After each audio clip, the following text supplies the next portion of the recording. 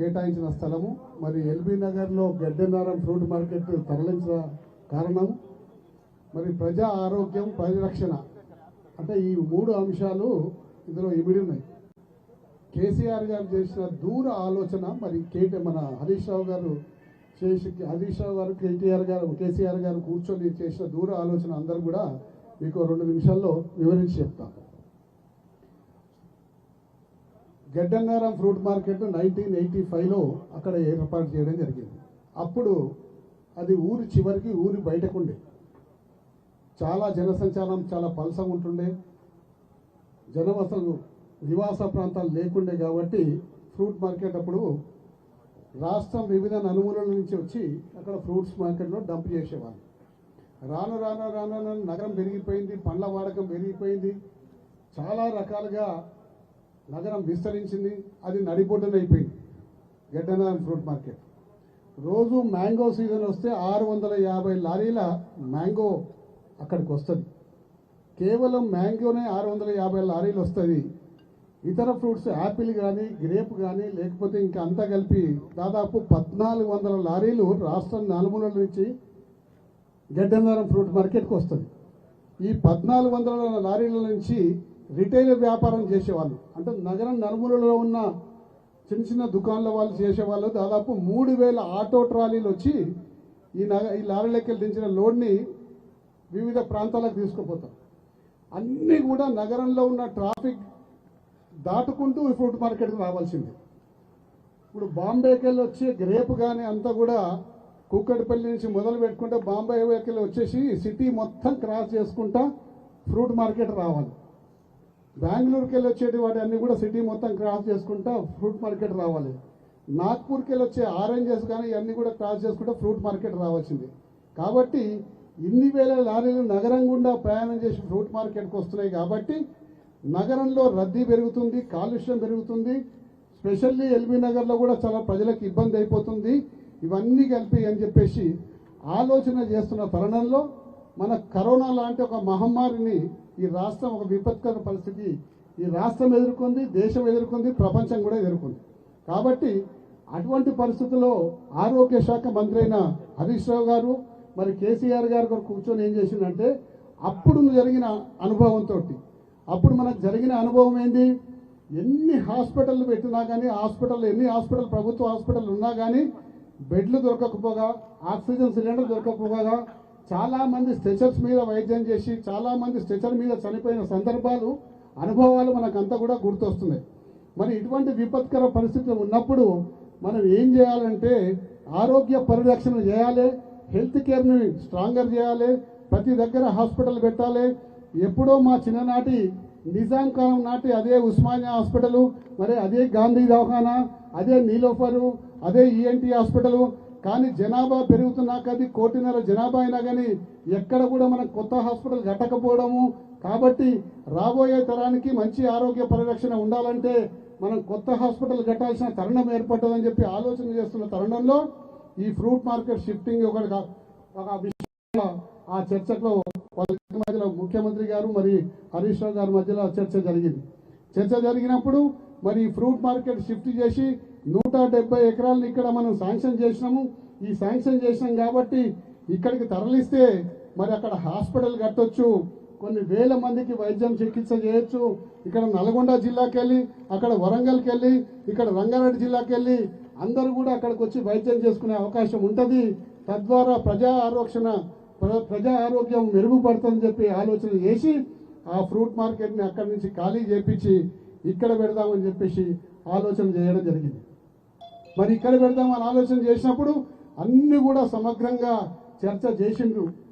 సమగ్రంగా చర్చ చేసి ఇక్కడ పెట్టడం వల్ల ఏ రాష్ట్రం నుంచి ఏ ఫలాలు వచ్చినా, ఏ పండు వచ్చినా, బాంబేకి వెళ్ళి గ్రేప్ వచ్చినా, మరి అలాగే నాగ్పూర్కి వెళ్ళి ఆరెంజ్ వచ్చినా, లేకపోతే ఆంధ్రాకి వెళ్ళి మ్యాంగో వచ్చినా నగరంలోకి ప్రవేశించకుండా, నగర ట్రాఫిక్ నుండి ప్రయాణించకుండా ఔటర్ రింగ్ రోడ్ తీసుకొని పండ్ల మార్కెట్ డంప్ చేసి మళ్ళీ ఔటర్ రింగ్ రోడ్ తీసుకొని మళ్ళీ వాళ్ళ ప్రాంతాలకు వెళ్ళిపోయే అవకాశం ఉంటుంది.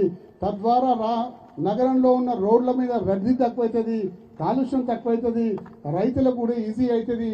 ఎందుకంటే అంతర్జాతీయ ప్రమాణాలతో కట్టాలి, పండ్లు వచ్చినప్పుడు ఒక వారం రోజులు నిల్వ ఉండాల్సిన పరిస్థితి వస్తుంది. కోల్డ్ స్టోరేజ్ ఫెసిలిటీస్ లేవు, ఎక్కడ కూడా కోల్డ్ స్టోరేజ్ ఫెసిలిటీస్ పెట్టడం వల్ల ఇక్కడ పండ్లు వారం నుంచి 10 రోజుల దాకా ఇలా నిల్వ ఉంచే అవకాశం ఉంటుంది. తద్వారా రైతులు లాభపడతారు. అలాగే రైతులకు అవగాహన సదస్సులు నిర్వహిస్తూ ఒక పెద్ద స్టేడియం లాంటిది, ఇండోర్ స్టేడియం లాంటిది, ఇండోర్ హాల్ లాంటిది కూడా కట్టాలి. ఎప్పుడు కూడా పండ్ల పంటలు వేసినప్పుడు ఆ పండ్ల పంటలకు తగు చర్యలు ఏ విధంగా తీసుకోవాలి, ఏ విధంగా అయితే ఈల్డ్ బాగా వస్తుంది, ఇవన్నీ అవగాహన సదస్సుల కోసం ఈ 170 ఎకరాల స్థలాన్ని ఇక్కడ కేటాయించి అంతర్జాతీయ ప్రమాణాలతోటి డిజైన్ చేపించి దాదాపు 350 కోట్ల రూపాయలని బ్యాంకులో డిపాజిట్ చేసి ఇక్కడ ఈ స్థలం కడదామనుకున్న తరుణంలో మరి కేసీఆర్ గారు మరి హరీష్ రావు గారు మళ్ళీ కూర్చొని కేవలం పండ్ల మార్కెట్నే పెడితే బాగుండదు, మరి పండ్ల మార్కెట్తో పాటు ఇవాళ మీకు అందరికీ కూడా తెలిసిన విషయమే రామ్నగర్లో ఉన్న మన చేపల మార్కెట్, దాని పరిస్థితి ఏ విధంగా కూడా ఉన్నదో మీకు అందరికీ కూడా తెలుసు. అక్కడ ఎటువంటి వసతులు లేవు. రోడ్ల మీద కూర్చొని చేపలు అమ్ముతుంటారు, రోడ్ల మీద కూర్చొని చేపలు అమ్మి అక్కడనే గడుగుతారు, అక్కడనే సామాను వదిలిపెట్టిపోతారు. చాలా జిగుప్సాకరమైన వాతావరణం ఉంటుంది. కాబట్టి ఒక అంతర్జాతీయ ప్రమాణంతో ఒక ఫిష్ మార్కెట్ ఏర్పాటు చేయాలి.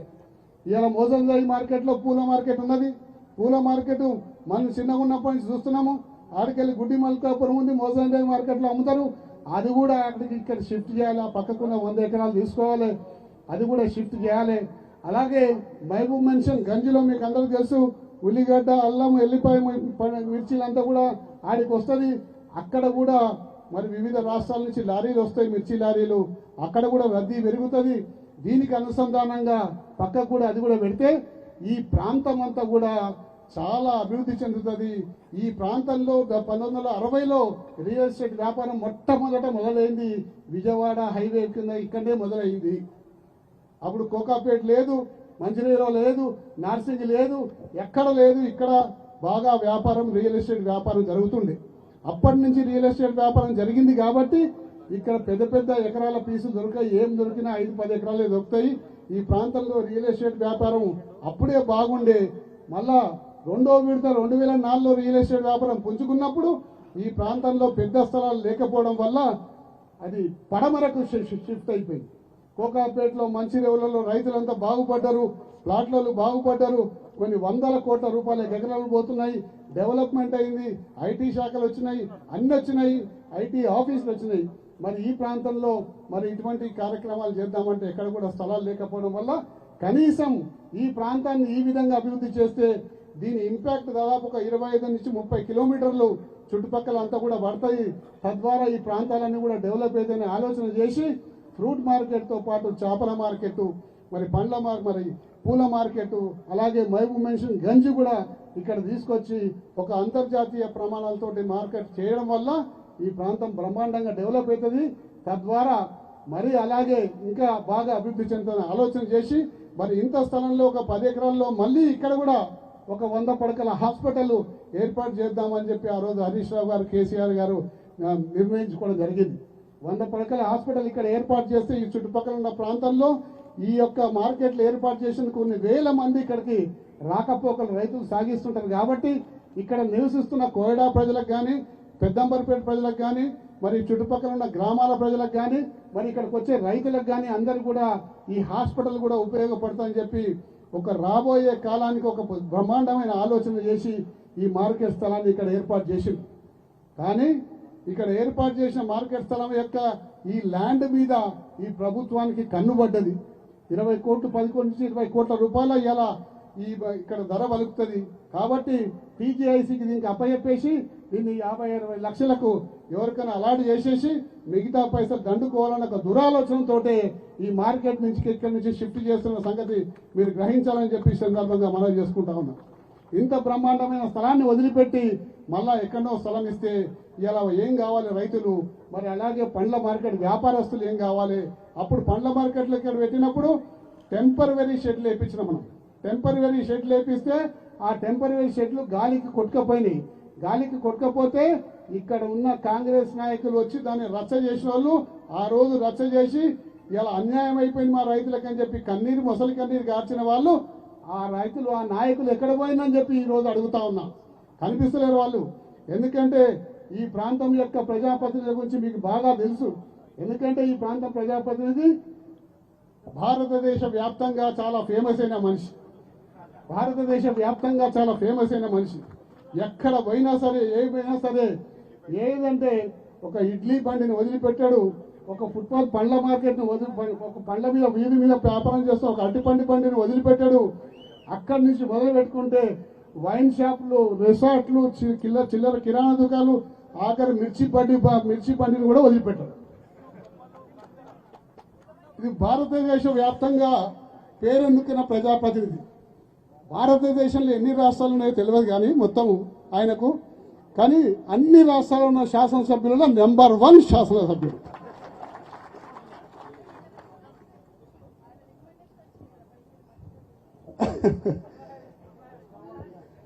పాపం అమెరికా అధ్యక్షురాలిగా పోటీ చేస్తున్న కమలా హారిస్ నుంచి మంత్రి పదవి ఇప్పి అని చెప్పి ఒక దొంగ లెటర్ రాపించాడు.